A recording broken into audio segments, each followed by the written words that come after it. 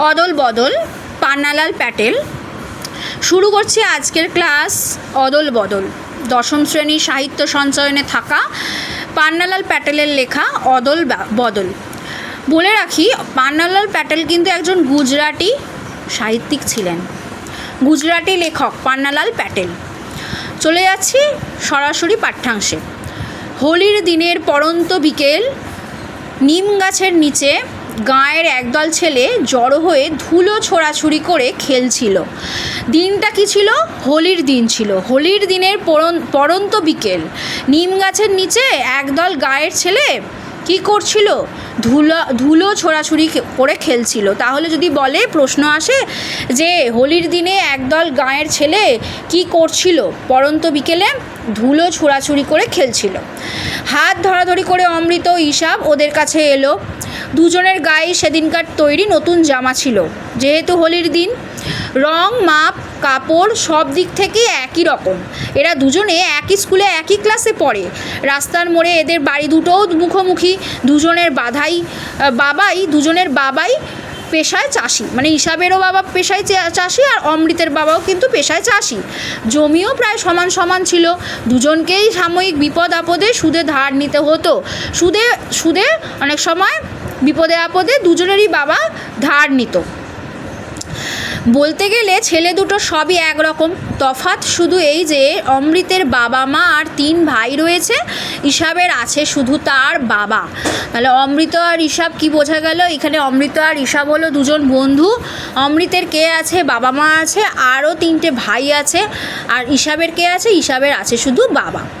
দুই বন্ধুতে মিলে শান বাঁধানো ফুটপাতে এসে বসতে ওদের একরকম পোশাক দেখে দলের একটি ছেলে বলল, ঠিক তোরা দুজনে কুস্তি করতো, দেখি তোরা শক্তিতেও সমান সমান না একজন বড় পালোয়ান। একটা ছেলে বলল, দেখি তোদের তো সব সমান, মানে তোদের জামাও দেখছি মানে একই রঙের পরেছিস, একই মাপের, তাহলে তোরা কুস্তি লড়, দেখি কে বেশি বড় পালোয়ান দেখতে চাই। তোরা সমান সমান শক্তিতে, না কেউ একজন বড় পালোয়ান।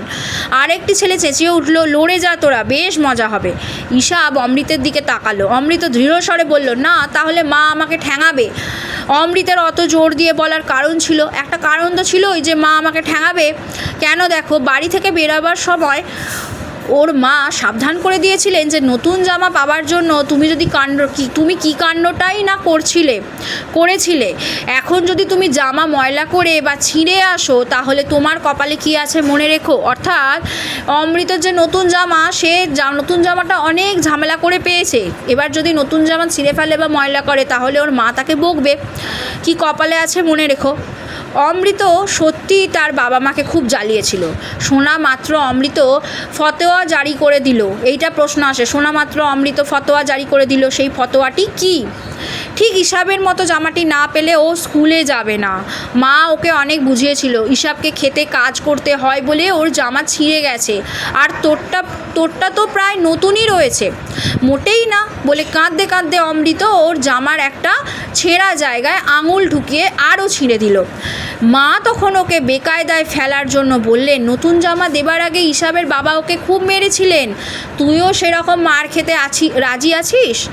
অমৃত এতেও পিছপা হতে রাজি নয়। ও মরিয়া হয়ে বলল, ঠিক আছে, আমাকে বেঁধে রাখো, মারো, কিন্তু তোমাকে ইসাবের মতো একটা জামা আমার জন্য জোগাড় করতেই হবে। সে ইসাবের মতোই একটা ওর জামা চাই, একই রকম, অবিকল। ইসাবের মা এসব ঝামেলা থেকে বাঁচবার জন্য বললেন, ঠিক আছে, তোর বাবাকে গিয়ে বলকে।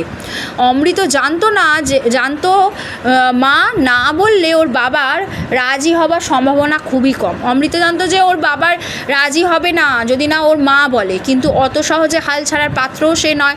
ও স্কুলে যাওয়া বন্ধ করে দিল ওই জামার জন্য, খাওয়া ছেড়ে দিল এবং রাত্রিরে বাড়ি ফিরতে রাজি হলো না। তাহলে জামা না পাওয়ায় অমৃত কী করেছিল? তখন এই উত্তরগুলো হবে। স্কুলে যাওয়া বন্ধ করে দিয়েছিল, খাওয়া ছেড়ে দিয়েছিল, আর রাত্রিরে বাড়ি ফিরতে রাজি হলো না। শেষমেশ ওর মা হাল ছেড়ে দিয়ে অমৃতের বাবাকে ওর জন্য নতুন জামা কিনে দিতে রাজি করালেন। এরপর উনি গিয়ে ইসাবের বাবার গোয়ালঘর থেকে লুকিয়ে থাকা অমৃতকে বাড়ি নিয়ে এলেন। সুন্দর সাজগোজ করে বাড়ি থেকে বেরিয়ে অমৃতের একেবারেই ইচ্ছা ছিল না জামা কাপড় নোংরা হয় এমন কিছু করতে। তাহলে সুন্দর সাজগোজ করে সে তো বেরিয়েছে, এবার অমৃতের একদম ইচ্ছা ছিল না যে সাজগোজ করে জামা কাপড় নোংরা হয় সে এমন শেষমেশ ওর মা হাল ছেড়ে দিয়ে অমৃতের বাবাকে ওর জন্য নতুন জামা কিনে দিতে রাজি করালেন। এরপর উনি গিয়ে ঈশাবের বাবার গোয়াল ঘর থেকে লুকিয়ে থাকা অমৃতকে বাড়ি নিয়ে এলেন। তাহলে অমৃতকে কোথা থেকে ঈশাবের বাবা নিয়ে কোথা থেকে পাওয়া গেল বা কোথায় লুকিয়েছিল ঈশাব নয় অমৃত কোথায় লুকিয়েছিল? ঈশাবের বাবার গোয়াল ঘরে। সুন্দর সাজগোজ করে বাড়ি থেকে বেরিয়ে অমৃতের একেবারেই ইচ্ছা ছিল না জামা কাপড় নোংরা হয় এমন কিছু করতে, বিশেষ করে ঈশাবের সঙ্গে কুস্তি লড়তে তো একেবারেই সে গড়রাজি। সেই এত কিছু কাণ্ডের পর ওই জামাটা সে পেয়েছে, সেই জামা পাওয়ার পর সে সেজেগুজে বেরিয়েছে। এই জামা পরে সে কি আর ঈশাবের সাথে কুস্তি লড়তে রাজি হয়? তাই সে গড়রাজি। এমন সময় ছেলে ছোকরার দঙ্গল থেকে একজন এসে হাত দিয়ে অমৃতের গলা জড়িয়ে ধরে বলল, এসো আমরা কুস্তি লড়ি। এইখান থেকে প্রশ্ন আসে যে এসো আমরা কুস্তি লড়ি কার কথা বলা হয়েছে, কেন এ কথা বলা হয়েছে? আচ্ছা, কে বলল এই কথা, কাকে বলা হয়েছে বা কাকে বলল এই কথাটা, কে বলল, কাকে বলল আর কেন বলল? দেখো, এই বলে সে অমৃতকে খোলা মাঠে নিয়ে এলো। অমৃত ওর বাঁধন কেটে বেরোবার চেষ্টা করতে করতে বলল, দেখ কালিয়া, আমি কুস্তি লড়তে চাই না, আমাকে ছেড়ে দে। তাহলে কে বলেছিল এই কথাটা যে এসো আমরা কুস্তি লড়ি? কালিয়া বলেছিল। দেখ কালিয়া, আমি কুস্তি লড়তে চাই না, আমাকে ছেড়ে দে। কালিয়া তো ওকে ছাড়লই না, বরং ছুঁড়ে মাটিতে ফেলে দিল। ছেলের দল আনন্দে চেঁচিয়ে উঠল, কালিয়া জিতেছে, অমৃত হেরে গেছে, কি মজা কি মজা। ঈশাবের মেজাজ চড়ে গেল। ও কালিয়ার হাত ধরে বলল, আয় আমি তোর সঙ্গে লড়বো। এইটাও আসে, আয় আমি তোর সঙ্গে লড়বো। কে বলেছে? কালিয়াকে কে বলেছে? ঈশাব বলেছে। কালিয়া ইতস্তত করছিল, কুস্তি শুরু হয়ে গেল। ঈশাব ল্যাং মারতে কালিয়া ব্যাঙের মতো হাত পা ছড়িয়ে মাটিতে পড়ে গিয়ে চেঁচাতে লাগলো। তামাশা করে হলেও এখন ব্যাপারটা ঘোরালো হয়ে পড়েছে এবং কালিয়ার বাবা মা এসে ওদের পিটুতে পারে বুঝতে পেরে হঠাৎ কি হলো, সবাই যে যেদিকে পারে পালিয়ে গেল। অমৃত আর ঈশাবও রণভূমি ত্যাগ করলো। কিছুটা যেতেই অমৃতের রণভূমি ত্যাগ করলো বলতে যেখানে ওরা লড়াই করছিল সেই জায়গা ওরা ত্যাগ করলো। যদি ছেলেরা কেন পালিয়ে গেল, যে যেদিকে পারলো পালিয়ে গেল কেন? কারণ ঈশাবের বাবা এছাড়া অমৃতের মা বাবা এসে যদি ওদের পিটুতে থাকে সেই ভয়ে। আচ্ছা, অমৃত আর ঈশাবও রণভূমি ত্যাগ করলো। কিছুটা যেতেই অমৃতের নজরে এলো ঈশাবের জামার পকেট 6 ইঞ্চি পরিমাণ কাপড় ছিঁড়ে গেছে। জামার পকেটের কত পরিমাণ কাপড় ছিঁড়ে গেছে? 6 ইঞ্চি পরিমাণ। ওরা ভয়ে কাঠ হয়ে গেল। ওরা জামা কতটা ছিঁড়েছে পরীক্ষা করছে। এমন সময় শুনতে পেল যে ঈশাবের বাবা ঈশাবকে ডাকছেন। কি হলো? ঈশাবের বাবা ঈশাবকে ডাকছেন। ওদের তখন বুকের ধুকপুকুনি বন্ধ হবার জোগাড়। ওরা জানে ঈশাবের বাবা ছেঁড়া শার্ট দেখা মাত্র ওর চামড়া তুলে নেবে। উনি সুদখোরের কাছ থেকে টাকা ধার করে অনেক বাছাবাছি করে কাপড় কিনে জামা সেলাই করিয়েছিলেন। সুদখোরের কাছ থেকে টাকা ধার করে কে অনেক বাছাবাছির পর জামা সেলাই করিয়েছিলেন? এখানে ঈশাবের বাবা আবার চেঁচিয়ে উঠলেন, কে কাঁদছে? ঈশাব কোথায়? হঠাৎ অমৃতের মাথায় একটা বুদ্ধি খেলে গেল। কার মাথায় বুদ্ধি খেলে গেল প্রশ্ন যদি আসে, উত্তর হবে অমৃতের মাথায়। এরকম দিল ধরো অপশানে, অমৃতের, ঈশাবের, কালিয়ার, কোনোটিই নয়, উত্তর হবে অমৃতের। ও ঈশাবকে টানতে টানতে বলল, আয় আমার সঙ্গে আয়। ওদের দুই বাড়ির মাঝখানে ঢুকে অমৃত জামার বোতাম খুলতে লাগলো। ও হুকুম দিল, তোর জামা খুলে আমারটা পর।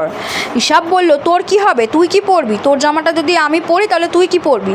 তখন অমৃত বলল, শিগগির কর, নয়তো কেউ দেখে ফেলবে, আমি তোরটা পরবো। ঈশাব জামা খুলতে লাগলো, যদিও অমৃত কি করতে চাইছে বুঝতে পারছিল না। বলল, জামা অদল বদল, কিন্তু তাতে সুবিধাটা কি হবে? তোকে তো তোর বাবা পিটোবে বলছে। ঈশাব বলল, আমি যদি তোর জামাটা পরি আর তুই যদি আমার ছেঁড়া জামাটা পরিস, তোর বাবা তো তোকে মারবে। অমৃত বলল, নিশ্চয়ই ঠ্যাঙাবে, কিন্তু আমাকে বাঁচানোর জন্য তো আমার মা আছে, আমাকে বাঁচানোর জন্য আমার মা আছে সঙ্গে। ঈশাবের মনে পড়লো, দেখেছে যে অমৃতের বাবা যখনই মারতে গেছেন অমৃত ওর মায়ের পেছনে লুকিয়েছে। মার হাতে অবশ্য ওকে 2-4 থাপ্পড় খেতে হয়েছে, কিন্তু বাবার ভারী হাতের মারের কাছে ও কিছুই নয়। ঈশাব তবু ইতস্তত করছে। এমন সময় সে খুব কাছে কাউকে কাঁদতে শুনল। তক্ষুনি ওরা ঝটপট জামা অদল বদল করে গলি থেকে বেরিয়ে ধীরে সুস্থে নিঃশব্দে যে যার বাড়ির দিকে চলল। ভয়ে অমৃতের বুক ঢিপঢিপ করছিল, কিন্তু ওর কপাল ভালো, দিনটা ছিল হোলির দিন। সেই সময় সবাই জানে কিছুটা ধস্তাধস্তি টানা হ্যাঁচড়া চলে। মা যখন দেখলেন যে জামাটা ছিঁড়েছে, উনি ভুরু কুঁচকালেন, কিন্তু মাফ করে দিলেন। মা তো একটা সুতো দিয়ে নিয়ে ছেঁড়া জামাটা রিফু করে দিলেন। এতে দুজনেরই ভয় কেটে গেল। ওরা আবার হাত ধরাধরি করে গ্রামের ধারে হোলির সময়কার বাজি আর বুড়ির বাড়ি পোড়ানো দেখতে গেল। অমৃত কিন্তু ওর মায়ের বকুনি খেলো না। আবার ওরা বেরোলো হাত ধরাধরি করে। কি দেখতে গেল? হোলির সময়কার বাজি আর বুড়ির বাজি পোড়ানো দেখতে গেল। একটা ছেলে ওদের জামা বদলানো দেখেছিল। সে ওদের আনন্দ মাটি করার জন্য বলল, তোরা অদল বদল করেছিস? সে তাদের জামা অদল বদল করা দেখে ফেলেছে এই আশঙ্কা করে তারা চলে যেতে চাইলো, কিন্তু ওরা ভাবলো যে সত্যিও দেখে ফেলেছে, তাহলে ওইখানে আর দাঁড়াবো না, আমরা চলে যাই। কিন্তু ইতিমধ্যে অন্য ছেলেরাও কি ঘটেছে জেনে চেঁচাতে লাগলো, অদল বদল অদল বদল। অমৃত আর ঈশাব সরে পড়তে চাইলো, কিন্তু ছেলের দল তাদের পেছনে পেছনে অদল বদল করছে। অর্থাৎ ওদের দুজনকে, অমৃত আর ঈশাবকে অদল বদল বলে ডাকতে শুরু করলো। কারা? ছেলের দল। বলে চেঁচাতে লাগলো। বাবারা তাদের ব্যাপারটা জেনে ফেলবে মনে করে তারা ভয়ে বাড়ির দিকে ছুটে পালালো। যদি অমৃতের বাবা বা ঈশাবের বাবা যদি জেনে যায় যে ওরা জামা অদল বদল করেছে, তাই ভয়ে তারা ছুটে পালালো। ঈশাবের বাবা বাড়ির সামনের দাওয়ায় খাটিয়ায় বসে হুঁকো খাচ্ছিলেন। তিনি ওদের ডাকলেন, তোমরা বন্ধুদের কাছ থেকে পালিয়ে আসছো কেন? আমার কাছে এসো বসো। ওর শান্ত গলা শুনে ওদের চিন্তা হলো। ভাবলো, যা ভেবেছিলাম তাই হলো। উনি আসল ঘটনাটা জানেন, শুধু ভালোবাসার ভান করছেন। মানে অমৃত আর ঈশাব ভাবছে যে ঈশাবের বাবা ভালোবাসার ভান করছেন, আসল ঘটনাটা জেনে গেছে যে ওরা জামা অদল বদল করেছে। ঈশাবের বাবা পাঠান। ঈশাবের বাবা কে ছিলেন? পাঠান। উনি 10 বছরের অমৃতকে জড়িয়ে ধরলেন। তাহলে অমৃতের বয়স কত? 10 বছর। চেঁচিয়ে বললেন, বাহালি বৌদি, আজ থেকে আপনার ছেলে আমার।